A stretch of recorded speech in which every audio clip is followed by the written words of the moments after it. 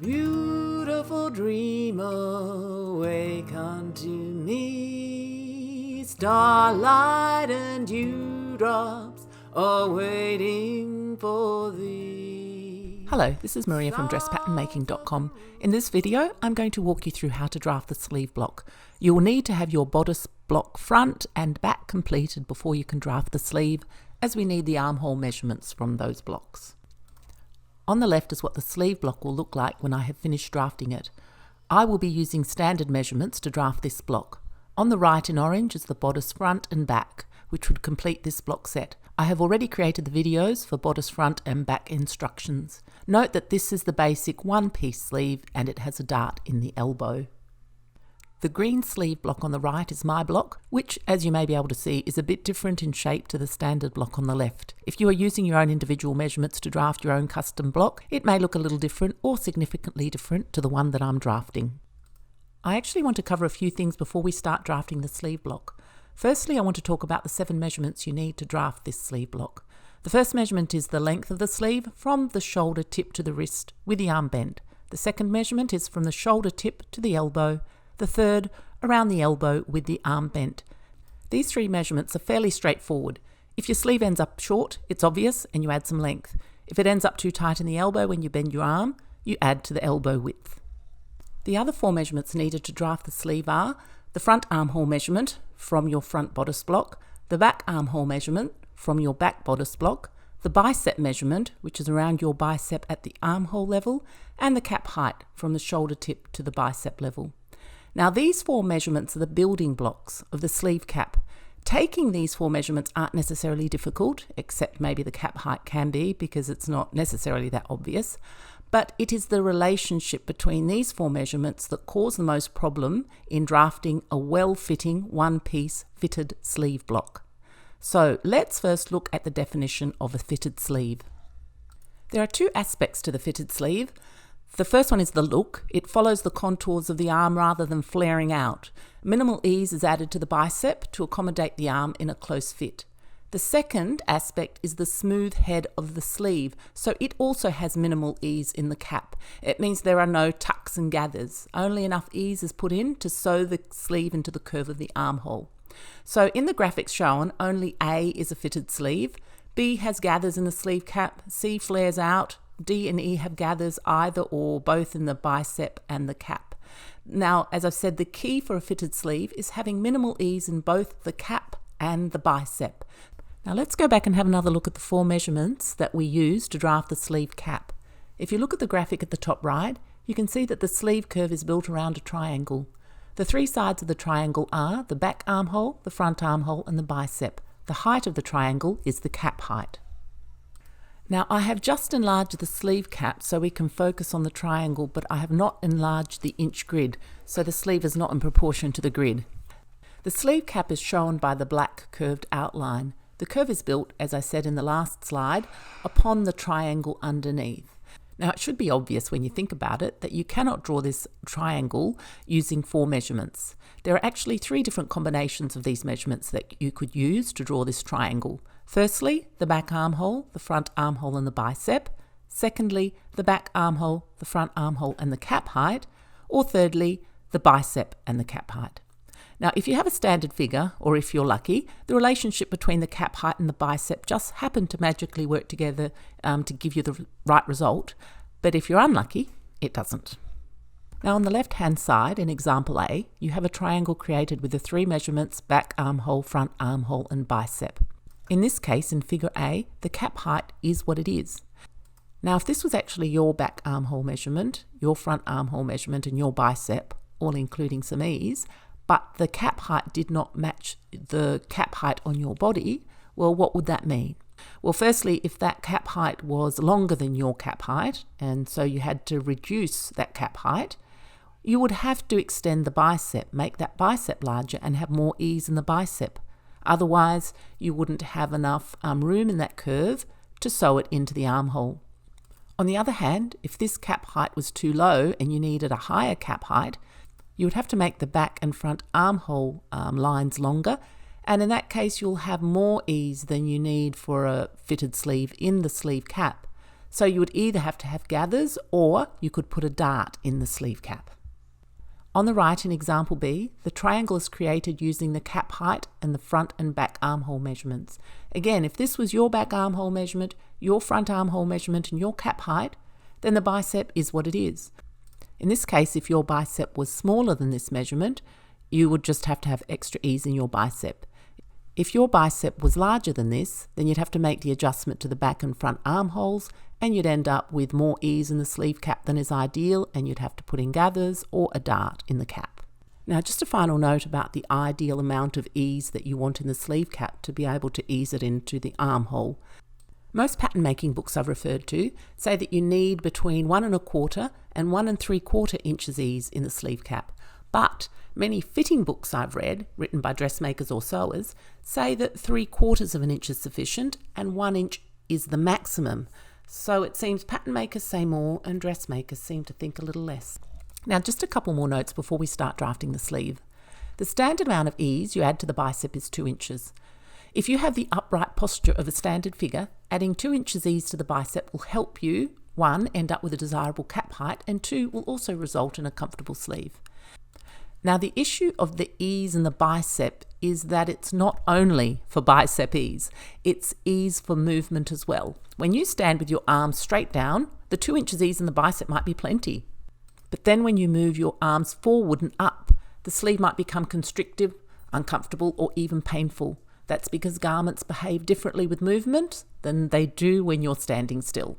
So depending on your body shape, your posture and other issues, it may mean that you need more than the standard 2 inches ease in the bicep. If sleeves and ready-to-wear clothing are generally constrictive when you move your arms forward and up, then you will probably have to add more than 2 inches standard ease in the bicep. You may need 3 inches, you may need more. I recommend that if you find ready-to-wear sleeves quite constrictive, that you start with 3 inches. The issue with adding the 3 inches instead of 2 is that chances are you're going to end up with more ease than is desirable in the sleeve cap, and so you're going to end up with gathers or have to put a dart in the cap. So let's start drafting the sleeve. Draw a horizontal line from A to B that is 8 inches longer than your bicep measurement. Note that I'm only showing you the top of the sleeve at the moment. You'll need a lot more paper below. Your paper needs to be a few inches longer than the length of your sleeve. In the middle of that A to B line, mark point C and draw a vertical guideline at right angles to the A to B line, about 7 inches high. Add your bicep measurement plus ease. The amount of ease will vary per person. 2 inches ease for standard figures, but if sleeves and ready-to-wear clothing are usually constrictive, start with 3 inches ease. On the A to B line, with point C at the centre, measure out your bicep measurement plus ease and mark points E and F. Add together your back armhole measurement plus 1/4 inch ease to your front armhole measurement plus 1/4 inch ease, then divide the total by 2.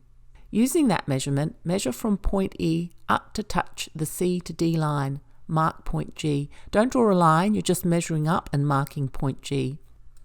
Now, starting at point G, take your back armhole measurement plus 1/4 inch ease and measure towards the A to B line. If your back armhole measurement is smaller than the front, you're going to end up with a point to the right of point E.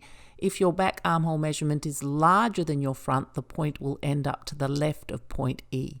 So mark that and label it point H. Now, using your front armhole measurement plus 1/4 inch ease, measure from point G to touch the A to B line. If your front armhole measurement is smaller than the back, the point will end up as shown in the example to the left of point F. If your front armhole is larger, it will end up to the right of point F. Mark that new point I. Your bicep line is now from point H to point I. Using your body cap height measurement, measure up from point C and mark point J. If G and J are the same or very, very close, you won't have to do anything for this slide.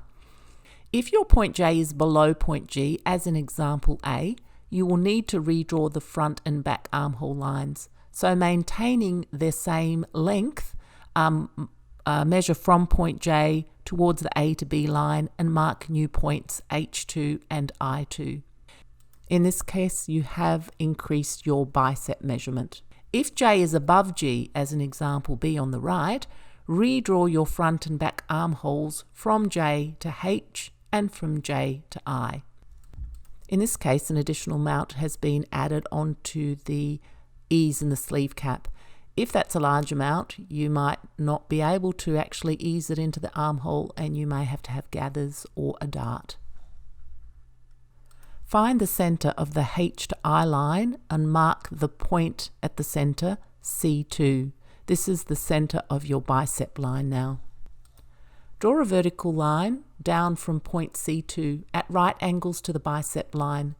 The length of that line is the sleeve length minus the cap height. Mark the end point K and draw a wrist guideline at right angles to the C2 to K line. Using the shoulder tip to elbow measurement minus the cap height, measure down from C2 on the C2 to K line and mark point L. With point L at the center, draw a horizontal line at right angles to the C2 to K line.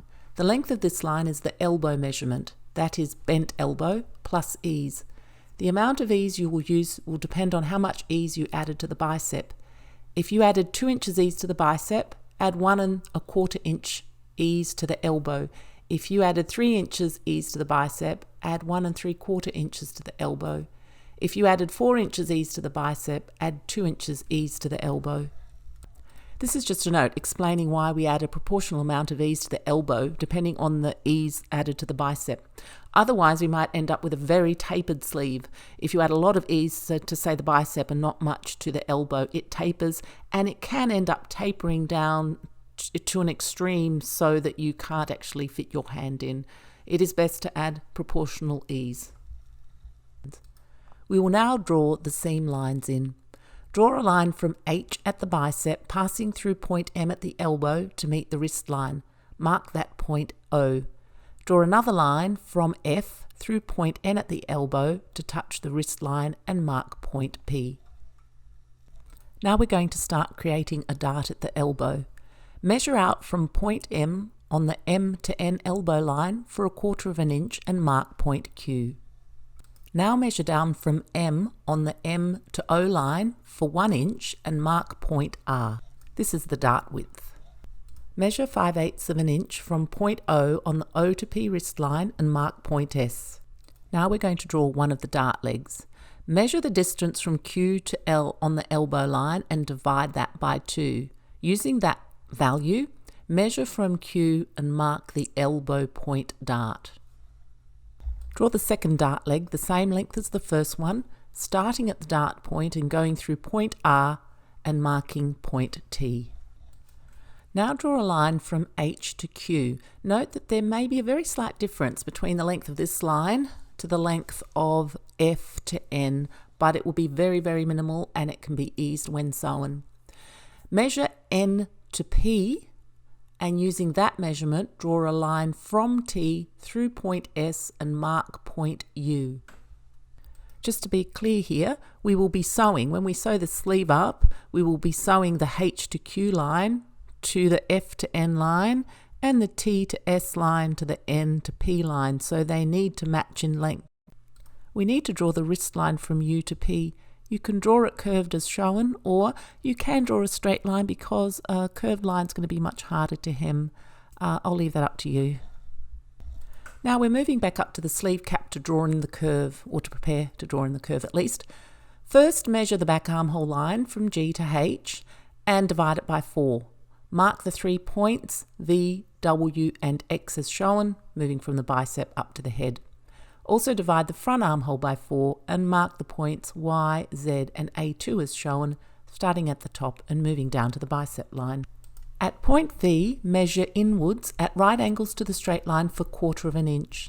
At point W, measure out at right angles to the straight line for 5/16 inch.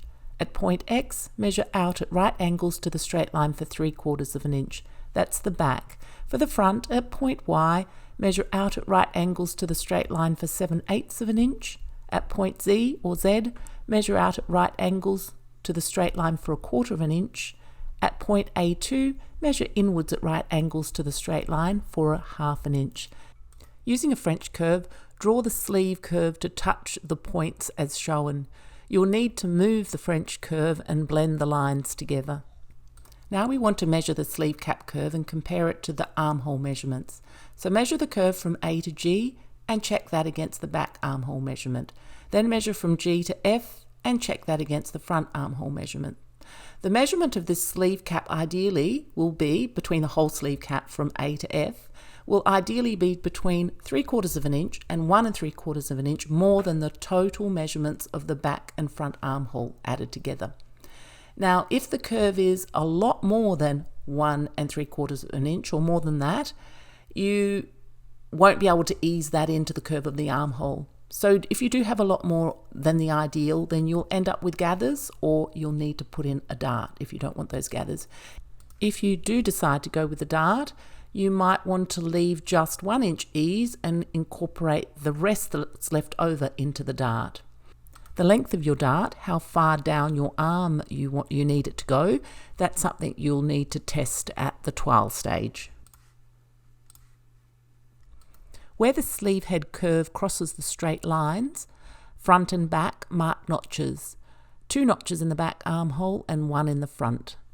We've now finished the sleeve block, but we've got a few other things to do, such as marking these notches at the front and back armhole onto the bodice front and bodice back, and a couple of other things before we finish up. If you have drafted the block onto paper and are going to transfer it to cardboard, don't cut it out yet. You might need to make a slight change to the curve of the sleeve around the armhole. We'll do that in an upcoming slide when we bring in the bodice front and the bodice back. When you do have your final block, make sure you notch the sleeve head, the back and front armhole, the dart legs. Mark the elbow line and draw in the grain line at right angles to the bicep line, and don't forget to label your block. Bring in your bodice back. Firstly, as shown in example A, check the beginning of the curve of the armhole. See that it matches the curve of the sleeve. You can fine-tune the sleeve curve here. For example, shave a bit off or add a bit to match the curve of the armhole, just for the first few inches. Then, as shown in example B, walk that bodice block along the sleeve until you reach the notches on the sleeve and transfer those notch markings onto the bodice back. Or not transfer so much, yes, put it onto the bodice back so they appear on both the sleeve and the bodice back.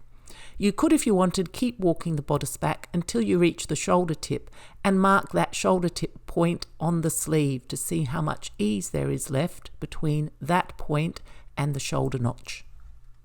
Now bring in your bodice front. With the front, follow the same process as we just did with the back.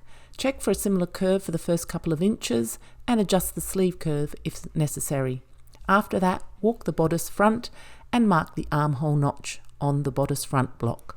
Then keep walking the bodice front and mark where the shoulder tip would be on the sleeve curve and see how much ease that you have left in that sleeve curve. So now you really have finished the sleeve block. At this point, if you've drafted onto paper, you can create a clean copy on cardboard. I do have one more thing to say though before finishing this video. Now you may wonder what a corset has got to do with a sleeve. What I want to stress is the fit that you can get with the basic blocks are not as good a fit as you can get with added design lines. The quintessential example is the corset. You cannot get the fitting of a corset with a basic bodice block. The more design lines you add to a certain point, the better fit you can get. What I want to say is if you find it difficult to get the perfect fit in a one-piece fitted sleeve without having too much ease in the sleeve cap, without it being a bit constrictive in the armhole, don't sweat it. You'll get better result by designing clothes that fit your body. Put in the design ease that you need for comfort in the design stage rather than sweating about getting this block completely perfect. Because you can always add fullness in certain areas when you add a design line. You can create a two-piece sleeve. Yes, don't sweat getting a perfect fit. If you can't do it, you can't do it. Design lines are your friend. Added fullness is your friend. Designing clothes that suit your body is the way that you need to go. So, thanks for staying and watching and listening, especially if you've got to the end. This is Maria from Dress Pattern Making. I will now be working on the pants block and should have that up in another week by Sunday, 10th of May, 2020. Ciao! Beautiful dreamer, wake unto me. Starlight and dewdrops are waiting for thee. Sounds of the rude world heard in the day, loved by the moonlight, have all passed away.